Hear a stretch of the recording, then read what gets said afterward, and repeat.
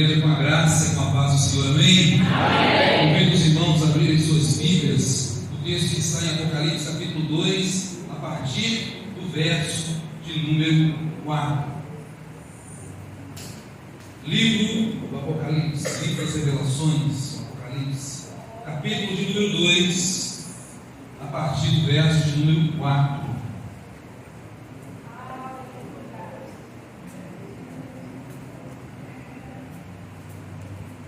Quem encontrou, diga amém. Amém. Diz assim a palavra do Senhor: contra você, porém, tenho isso: você abandonou o seu primeiro amor.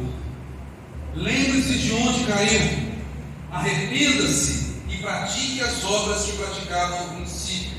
Se não se arrepender, virei a você e tirarei o seu candelabro do lugar dele. Gostaria de convidar todos os irmãos, aqueles que puderem, claro, a se ajoelharem agora nesse instante e juntos estarmos orando e clamando ao Deus Altíssimo.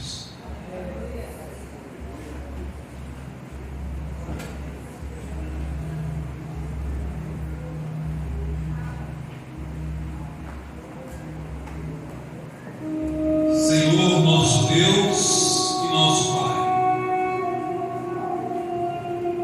em nome de Jesus Cristo, nós nos colocamos diante do Teu altar, Pai, e clamamos pela Tua misericórdia, pelo Teu favor e pelo Teu poder. Em nome de Jesus, venha sobre nós, que eu diminua, que o Senhor cresça, porque o Senhor é a pessoa mais importante neste lugar, e ao Senhor e somente ao Senhor seja dada toda a honra, toda a glória e todo o louvor.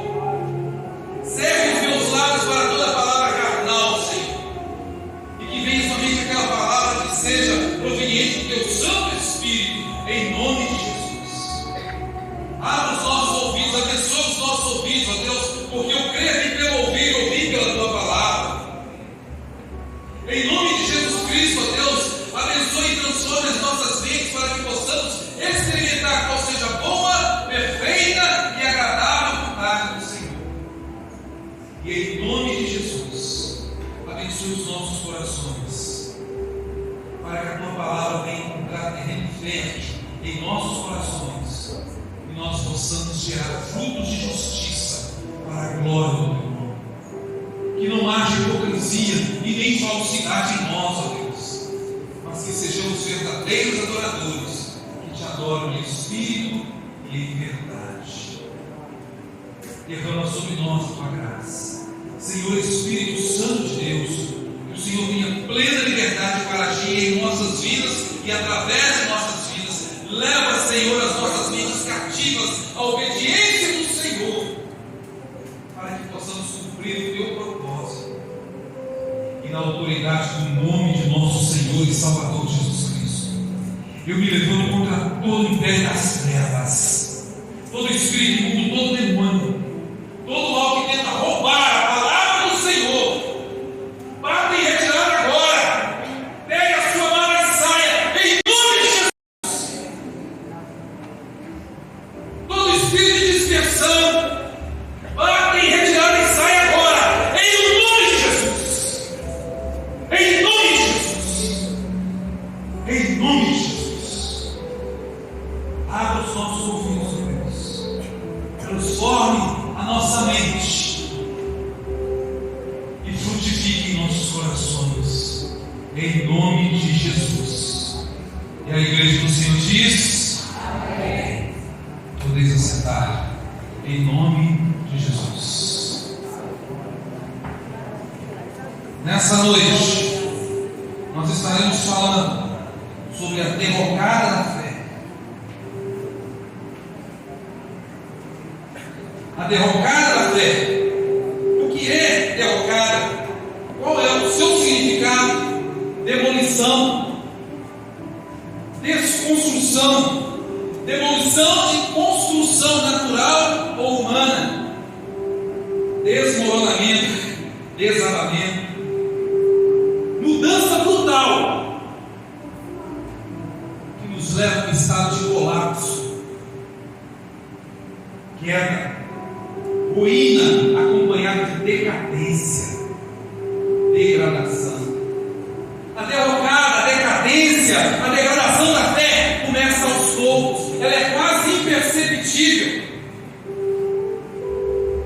Muitos só percebem quando já está tarde demais, quando já estão longe da presença de Deus, quando já estão desviados e completamente afastados da presença do Senhor. Afinal de contas, ninguém tropeça em uma montanha, nós tropeçamos em pequenas pedras. Muitos acham que o crente desvia lá fora, mas estão enganados. Muitas vezes começa dentro de casa e muitas vezes começa dentro da igreja. Então, o que nos leva à derrocada da fé? Deus te abençoe.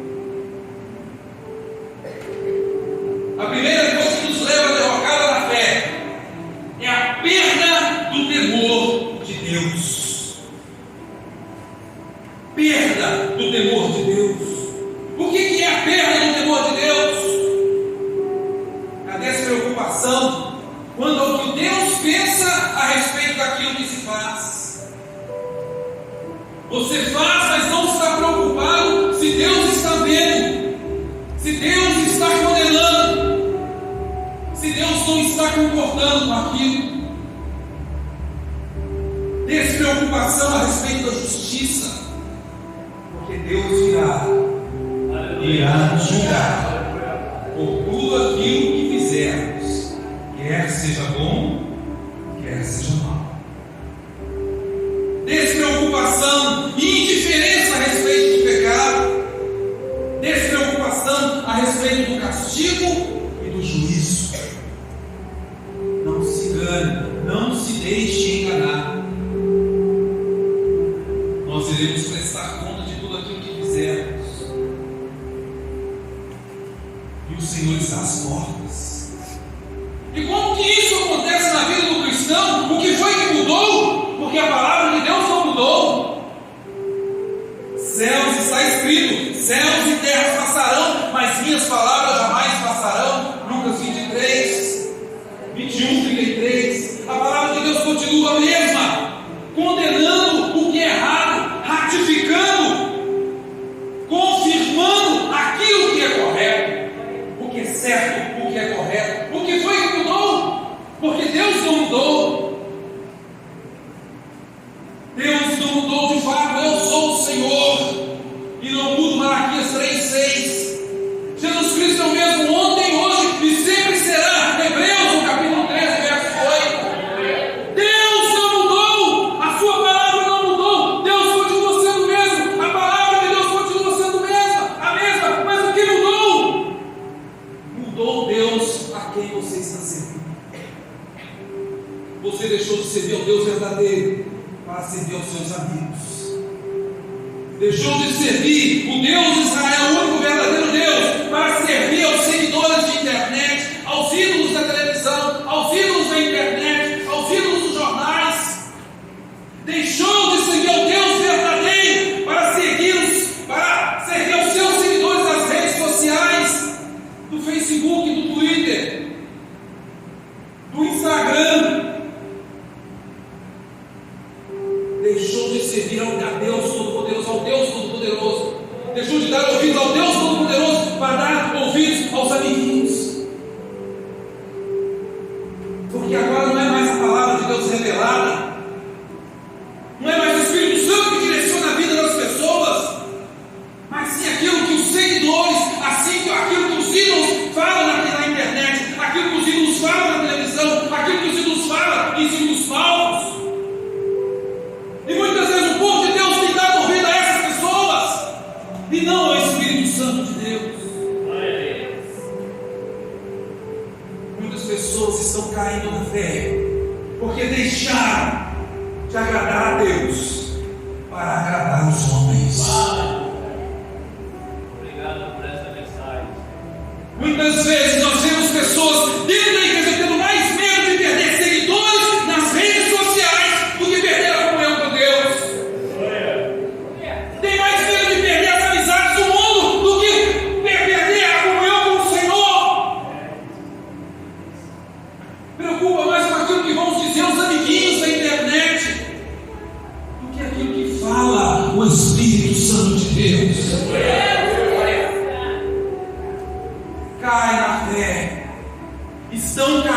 não é, porque estão dando ouvidos às pessoas erradas. Você tem mais medo de ser cancelado pelos seus amiguinhos e seguidores da internet do que sair da presença de Deus. É exatamente o que aconteceu com os cantores famosos do mundo gospel. Exatamente o que tem acontecido com muitos pastores, com muitos obreiros. Eles deixaram de servir a Deus para servir as grandes massas, para servir as pessoas que não conhecem a Deus e que não possuem nenhum tipo de intimidade com Deus, nenhum tipo de conhecimento da palavra. Chegam em frente às grandes telas, falam qualquer bobagem e o povo sai acreditando porque o coração já está propenso a isso. O coração já está inclinado à maldade. Deixam de escutar a Deus para dar ouvido aos famosos, aos ídolos, às massas. E quanto a Deus, foi exatamente isso que fez Arão. Que por mais que soubesse quem era Deus, ele deixou de obedecer a Deus e a Moisés, e se deixou influenciar e construiu um ídolo, um bezerro de ouro, e fez isso para agradar a quem? A multidão. Tem um ditado popular que diz, né, que a voz do povo é a voz de Deus. Não é. A voz de Deus é a voz de Deus. Quem tem ouvidos, ouça o que o Espírito diz às igrejas. Qual tem sido o seu bezerro de ouro? Qual tem sido o seu ídolo? A que Deus você tem servido? Será que o seu Deus se tornou seus amigos que ficam conversando com você lá fora?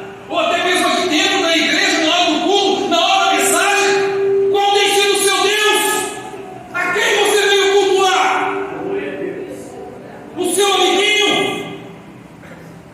Porque se o seu Deus é o Senhor, você tem que estar aqui dentro e não lá fora. Se o seu Deus é o Senhor, você tem que estar dentro do culto e não o seu amigo. Se o seu Deus é o Senhor, você tem que estar aqui cultuando a Deus, voltado para Deus e não para quem está no seu lado. Ouça o que o Espírito diz às igrejas. Porque se durante o culto você fica batendo papo lá fora ou aqui dentro, você já está dizendo claramente para quem está lá fora, para quem está aqui dentro, e inclusive para Deus, a quem você está servindo. Porque se Deus não é a sua prioridade na hora do culto, você pode voltar para casa. Porque aqui não é o seu lugar. Aqui é o lugar de pessoas que adoram. Aqui é o lugar de pessoas que buscam a parte do Deus vivo. E é a Ele que nós temos que prestar culto. É a Ele que temos que dar toda a nossa atenção. E não adianta dizer mas eu fui criado no lar do Evangelho. Eu fui criado no Evangelho. Minha mãe, meu papai me levava todo dia para a igreja. Eu cantava no louvor, eu fazia campanha. Porque naquele dia o Senhor irá dizer claramente: apartai-vos de mim, malditos, para o fogo do inferno, porque eu não vos conheço. Apartai-vos de mim, todos vós que praticais a iniquidade. A maioria das pessoas não pensam nisso hoje, mas vão pensar quando isso acontecer. E acreditem, no céu nós teremos surpresas. E quando eles começarem a pensar naquele dia, já será tarde demais. Perderam o temor de Deus. Trocaram a confiança de Deus pela confiança dos homens. Sabe o que Deus fala a respeito disso? Em Jeremias, no capítulo 17, a partir do verso 5. Jeremias, capítulo 17, a partir do verso 5, está escrito: assim diz o Senhor, maldito é o homem que confia no homem e faz da humanidade mortal a sua força, mas cujo coração se afasta do Senhor. Ele será como um arbusto do deserto, não terá que lugar bem algum, habitará em lugares áridos do deserto, uma terra salgada, onde não vive ninguém. Mas bendito é o homem cuja confiança está no Senhor, cuja confiança nele está. Ele será como a árvore plantada junto a ribeiro de águas, que se estende suas raízes. Ele não temerá quando chegar o calor, porque suas folhas estão sempre verdes. Não ficará ansiosa lutando da seca, nem deixará de dar fruto. Onde está a sua confiança? Em quem está a sua confiança? Para quem você tem dado a sua atenção? Quem tem sido a sua prioridade? O que nos leva a derrocar a fé, a segunda coisa que nos leva a derrocar a fé, é a permissividade. O que é isso? É o conformismo com as práticas mundanas, conformismo com o pecado. Passa a permitir se envolver em situações que antes repudiava, passa a concordar com ideologias, pensamentos mundanos e humanos que não tem nada de Deus. O tanto de ideologia que tem nesse mundo que está contaminando a igreja agora. Tem igreja que já colocou nas portas e pode vir. Aqui nós não condenamos, mas a palavra de Deus diz que nós temos que condenar o pecado. Não o pecador, porque o pecador que condena é Deus, mas nós temos que ter aversão ao pecado. Você se lembra no início do primeiro amor? Das coisas que você condenava, porque essas coisas ofendem a Deus? Ofendiam e ofendem a Deus? Por que hoje você já está concordando? O que foi que mudou? Deus não mudou. Em Romanos, no capítulo 12, verso 2, está escrito: não se conformem, não se amoldem aos padrões deste mundo, mas transformai-vos pela renovação do vosso entendimento, para que experimentais qual seja a boa, perfeita e agradável vontade de Deus. Não se conformem com este mundo.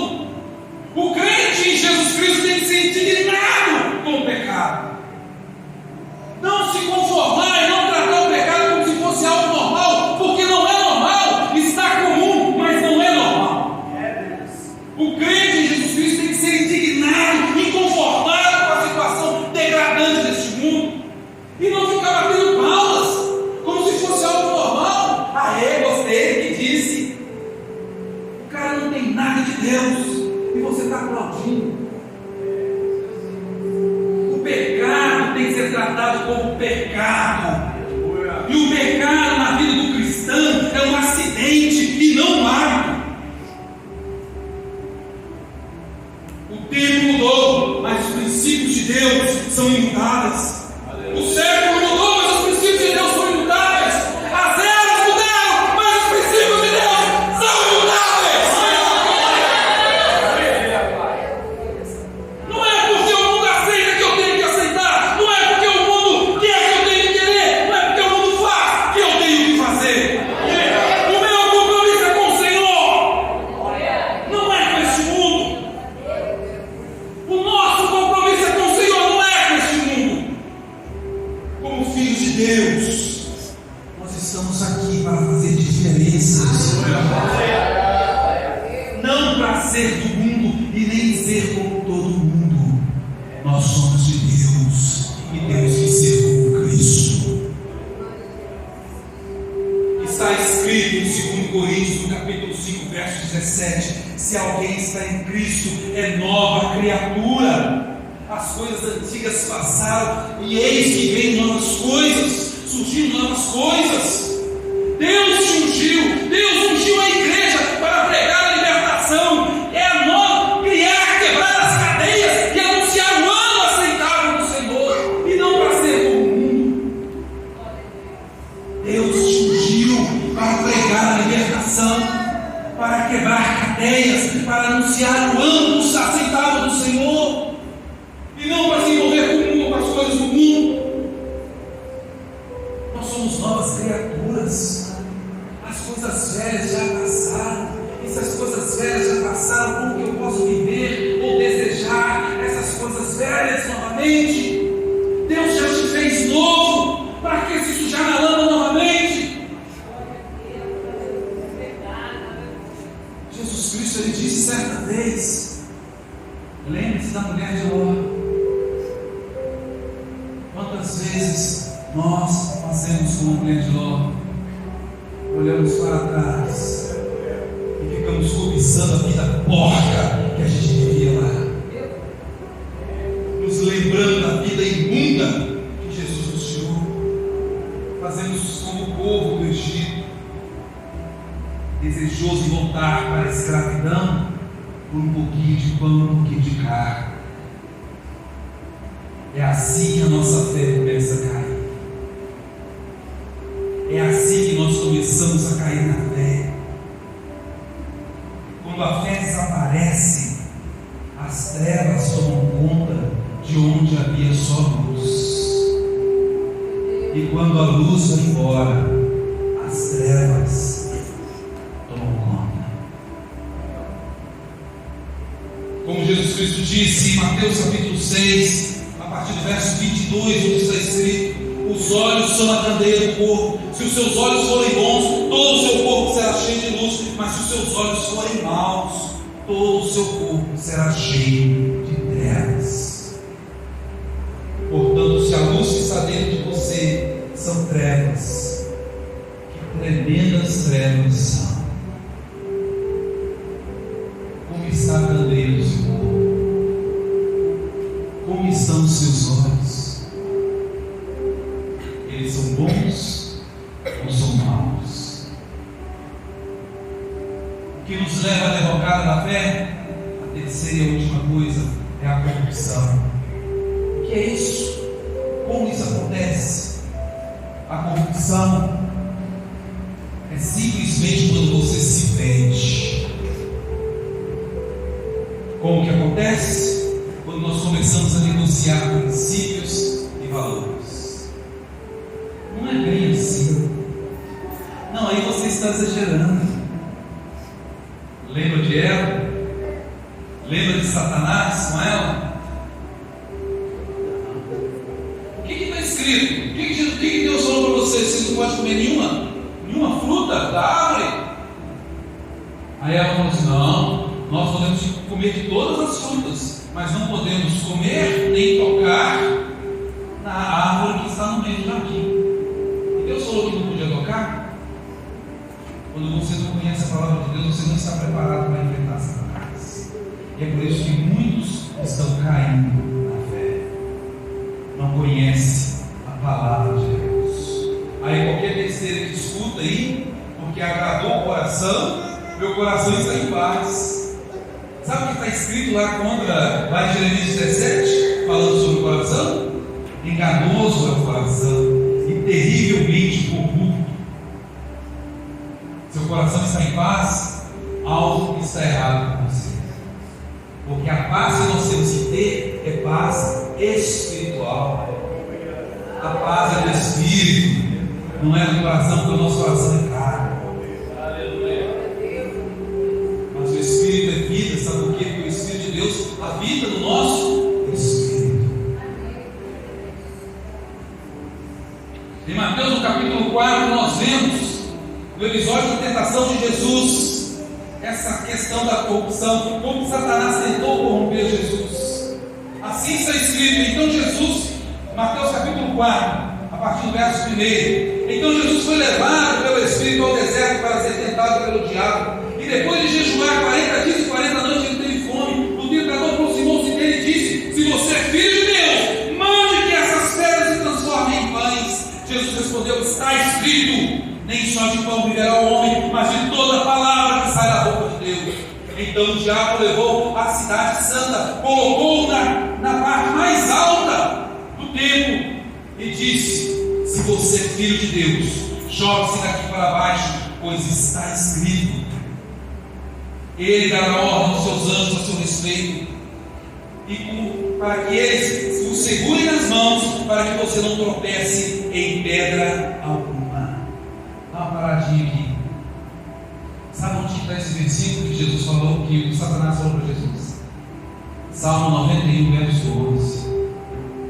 Ele sustentará nas suas mãos para que você não tropece com o teu pé em pedra alguma.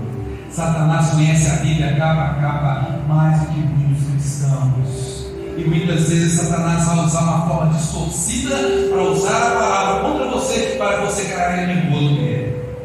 E é isso que tem acontecido aí. Muitas heresias estão surgindo por causa disso, falta de conhecimento da palavra. Mas Jesus estava preparado para enfrentar Satanás. E assim o Senhor disse. Também está escrito: não tentarás o Senhor teu Deus. Depois o diabo levou um alto monte e mostrou todos os reinos do mundo o seu esplendor. Ele disse: tudo isso te darei se você se prostrar e me adorar. Jesus lhe disse: retira-te, Satanás, porque está escrito: adore o Senhor, o seu Deus, e só a Ele preste tudo. Então o diabo se retirou. Sabe por quê? Porque está escrito: sujeitai-vos, pois, a Deus, resisti ao diabo, e ele fugirá de vós. Jesus Cristo, Deus, ele te quer por inteiro. Satanás, ele precisa só da sua unha, porque da sua unha ele pega o seu dedo, do seu dedo ele pega a sua mão, da sua mão ele pega o seu antebraço, do seu antebraço ele pega o seu braço, do seu braço ele pega o seu tronco, e depois ele tem todo o corpo. O que nós vemos aqui nesse episódio da tentação? Primeiro, o diabo nos tenta nos corromper com recursos, com aquilo que você quer: abastecimento sem Deus, recursos sem Deus, pão sem Deus, relacionamento sem Deus. Que isso é independência de Deus. Independência de Deus é morte. Deus não vai te dar o que você quer, Deus vai te dar o que você precisa. A palavra de Deus diz que Deus vai suprir as nossas necessidades e não que vai nos anular, satisfazendo os nossos caprichos. A segunda coisa que nós vemos é que o diabo tenta nos corromper com fama sem Deus, destaque sem Deus. Você já reparou que muitas bandas evangélicas surgiram dentro da igreja? E todo o propósito das bandas evangélicas era glorificar o nome do Senhor. E aí depois o que aconteceu com elas? Passaram a adorar a Satanás, passaram a adorar Mamon. Quantas bandas evangélicas se dividiram por causa de Mamon, por causa de dinheiro? Agora eu vou seguir carreira solo, porque eu ganho mais.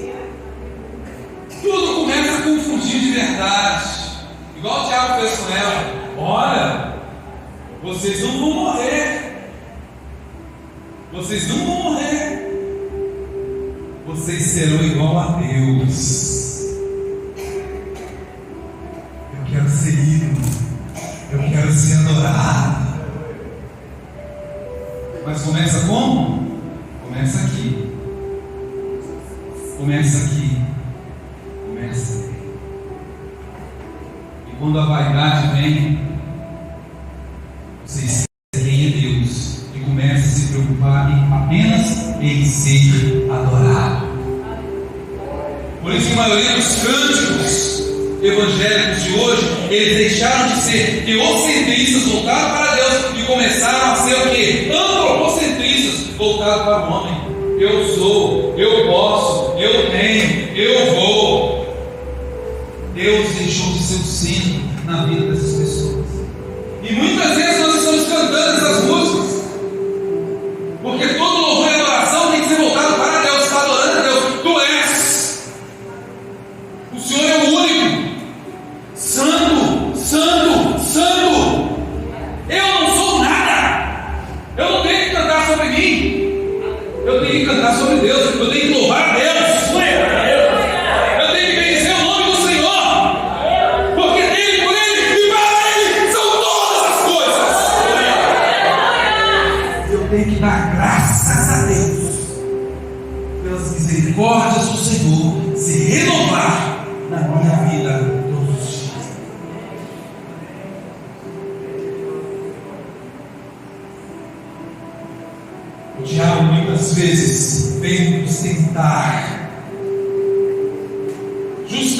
nos dando aquilo que nós queremos. O diabo ele tenta nos corromper com o dinheiro, com a glória, com a fama, riquezas em Deus. De repente o ser humano se vê se vendendo para o mundo e se afasta da presença do Senhor. E aí eu te pergunto, valeu a pena? Ganhou o mundo inteiro, mas perdeu a sua alma e vai arder no fogo do inferno eternamente. Deixe de ser servo de Deus para se tornar escravo de Satanás. Deixe de ter uma vida abundante na presença do Senhor para ser roubado, morto e destruído por Satanás. Lembra do que diz a palavra de Deus em Mateus capítulo 6, verso 24? Ninguém pode servir a dois senhores, ou odiará um e amará outro, ou se dedicará um e desprezará outro. Você não pode servir a Deus e a Mamon. Ninguém pode servir a dois senhores, porque o coração dividido Deus não aceita. Não pode negociar valores, não pode negociar princípios. Deus ama aquele que se posiciona. Deus não ama aquele que fica em cima do muro, porque o muro também é do diabo. Ou eu sou de Deus, ou eu sou de Satanás. E Deus não negocia isso. Como disse certa vez meu querido pastor Giovanni de Jesus, o sangue de Jesus é muito caro para Deus ficar negociando com as nossas vaidades. O sangue de Jesus é muito caro. Deus não vai ficar passando a mão na nossa cabeça como os nossos pais fazem. E agora tem uma modinha nova, ele fica chamando o Senhor de você. Você chama um ladrão, um bandido de Vossa Excelência. E o Deus que te criou, o Deus que te salvou, o Deus que criou o universo, porque tudo é dele. Você tem a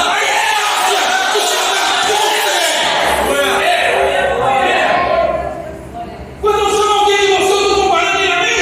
Deus não se compara a você, é Deus. Ele é santo, ele é todo-poderoso. Eu quero ver naquele dia, o dia do julgamento. Você chega perto de Deus assim, vai arder no fogo do inferno 2 vezes mais.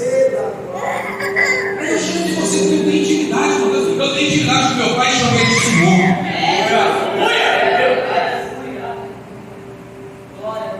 Falta de respeito com Deus e falta de se colocar no seu lugar. Eu sou servo. A Bíblia fala doulos, do grego, koiné, doulos, se chama escravo.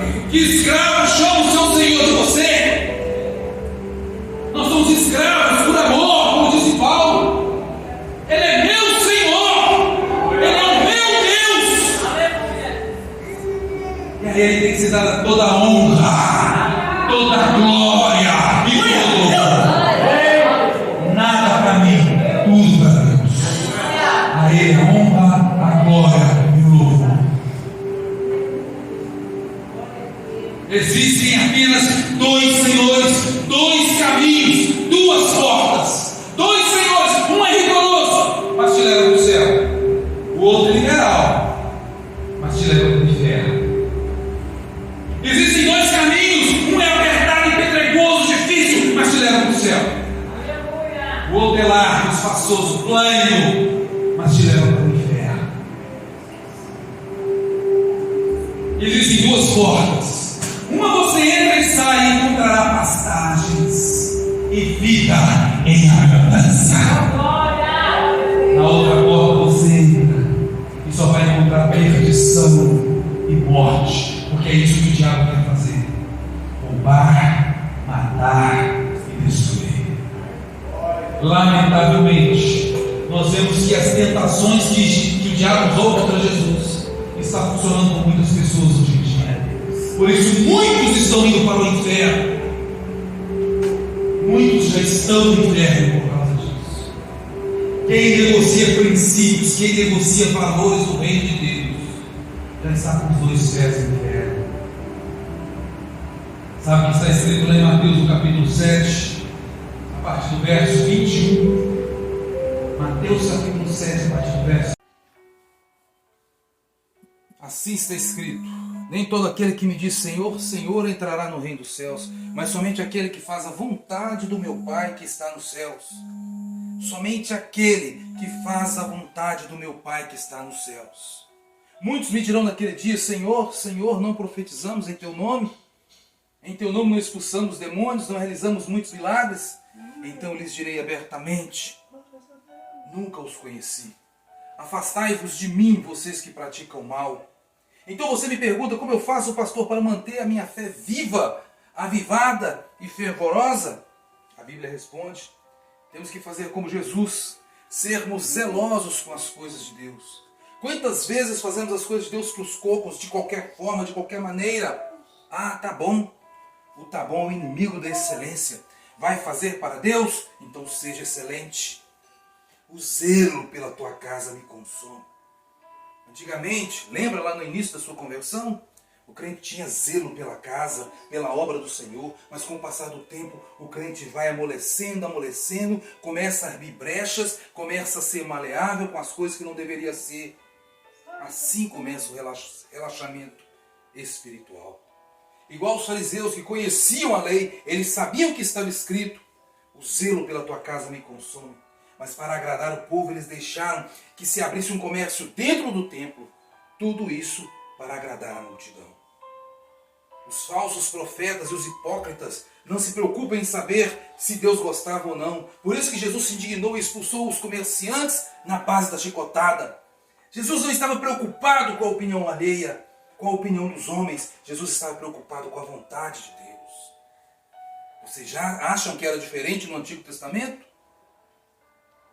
O mesmo acontecia na época do profeta Jeremias. Em Jeremias 14, de 13 a 16 está escrito: mas eu disse: ah, soberano Senhor, os profetas estão dizendo a eles: vocês não verão a guerra nem a fome, mas eu lhes darei prosperidade duradoura neste lugar. Então o Senhor me disse: é mentira o que os profetas estão profetizando em meu nome. Eu não os enviei, nem lhes dei ordem alguma, nem falei com eles. Eles estão profetizando para vocês falsas visões, adivinhações inúteis e ilusões de suas próprias mentes. Por isso assim diz o Senhor, quanto aos profetas que estão profetizando em meu nome, embora eu não os tenha enviado, e que dizem: nem guerra nem fome alcançarão essa terra, aqueles mesmos profetas perecerão pela guerra e pela fome. E aqueles que estão profetizando serão jogados nas ruas de Jerusalém por causa da fome e da guerra. Não haverá ninguém para sepultá-los, nem para sepultar suas mulheres, e muito menos os seus filhos e filhas. Despejarei sobre eles o castigo que eles merecem. Enquanto o profeta Jeremias profetizava denunciando o pecado e a injustiça, os descontentes, despreparados espiritualmente, iam sendo sucumbidos pelos falsos profetas, pois ao contrário das duras palavras de Jeremias, esses profetas traziam para o povo o que eles queriam ouvir, massageando o seu ego. Mas Deus revelou ao profeta todo o erro que estava acontecendo e como o povo estava sendo enganado com aquelas mentiras. Será que não estamos vivendo um tempo parecido? Que Deus tenha misericórdia das ovelhas de hoje, para que elas não sejam devoradas por esses lobos devoradores. O zelo pela tua casa me consome. Se Jesus estivesse em carne, em nosso meio, provavelmente ele seria chamado de religioso. Porque hoje em dia, quem é zeloso com aquilo que é de Deus é taxado como religioso. Se você não tem compromisso com o coração, se você tem compromisso com o coração, se você se humilha na presença de Deus, se você é comprometido com a palavra, se você não se mistura com aqueles que vivem de forma relaxada, se você cobra empenho e compromisso com o Evangelho, ou você é chamado de radical, ou é chamado de religioso. Agora eu estou um pouco me lixando com a opinião alheia. O meu compromisso é com Deus, o meu Senhor. Deus me levantou, te levantou neste mundo para fazer a diferença e não para ser igual a todo mundo. Ser comprometido, zeloso com aquilo que é de Deus. Este é o nosso dever. No Novo Testamento, precisamente no livro de Atos, nós vemos que os incrédulos, eles eram atraídos pelo Evangelho puro e pela maneira santa com que os crentes viviam. Por que o incrédulo vai se converter se a igreja está igual ao mundo? Assuma o seu chamado de filho e de filha de Deus e faça a diferença nessa terra. O que você vai fazer para manter a sua fé viva, avivada e fervorosa? Como crentes, devemos colocar a nossa esperança em Deus e guardar a fé. Por que guardar a fé? Porque a fé é algo que pode ser perdida com o tempo. O apóstolo Paulo, em 2 Timóteo, no capítulo 4, a partir do verso 7, diz: combati o bom combate, terminei a corrida, guardei a fé. Agora me está reservada a coroa da justiça, na qual o Senhor, justo juiz, me dará naquele dia, e não somente a mim, mas a todos que amam a sua vinda. O que fazer para manter minha fé viva, avivada e fervorosa? Vigiar e orar, para não cair em tentação. A carne é fraca, mas o Espírito que Deus te deu é forte. Vigie, irmão, vigie, irmã. Ore, irmão, ore, irmã. O que fazer para manter a minha fé viva, avivada e fervorosa? Mateus 6,33. Busque em primeiro lugar o reino de Deus e a sua justiça, e todas essas coisas vos serão acrescentadas. Lembre-se, você nunca terá o que você não busca. Peça e lhe será dado, busque e encontrarão, batam e a porta lhe será aberta, pois todo o que pede recebe, o que busca encontra, e aquele que bate, a porta será aberta. Mateus 7, de 7 a 8. Você nunca terá o que você não busca. O que fazer para manter a minha fé viva, avivada e fervorosa? Apocalipse 2, verso 5. Lembre-se de onde você caiu. Arrependa-se e pratique as obras que você praticava no princípio. Volte ao primeiro amor, aleluia. E eu quero concluir com o último texto. Jeremias 29, de 11 a 13. Porque sou eu que conheço os planos que tenho para vocês, diz o Senhor. Planos de fazê-los prosperar e não de lhes causar dano. Planos de dar-lhes esperança em um futuro. Então vocês clamarão a mim, virão orar a mim. Eu os ouvirei, vocês me procurarão e me acharão quando me procurarem de todo o coração. Não é qualquer um e não é de qualquer jeito. Tem que ser de todo o coração. Deus não quer que nos percamos. Deus tem planos de bênção e de paz para a minha vida, mas para fazermos parte dos planos de Deus, nós temos que confessar os nossos pecados, temos que nos arrepender e nos voltarmos totalmente para o Senhor. Como está escrito, volte-se para o Senhor e Ele se voltará para vós. Aproximem-se do Senhor e Ele se aproximará de vós. Devemos assumir os nossos erros, lembrar-nos de onde nós caímos, porque só quem confessa e deixa os seus pecados é que alcançará a misericórdia. Eu quero te convidar a se derramar na presença do Senhor aqui na frente. Porque o altar não é lugar de bênção, o altar é lugar de sacrifício. Então venha se entregar, clamar, buscar, se derramar na presença de Deus agora. Lembrar-se de onde caiu, ser restaurado e ter a sua fé restaurada em nome de Jesus. Deixe o Espírito Santo te convencer da justiça, do pecado e do juízo. Deixe o Espírito Santo te avivar. Venha aqui à frente e faça desse cântico a sua oração. Venha aqui à frente e se ofereça como sacrifício vivo ao Senhor. Eu já estou aqui.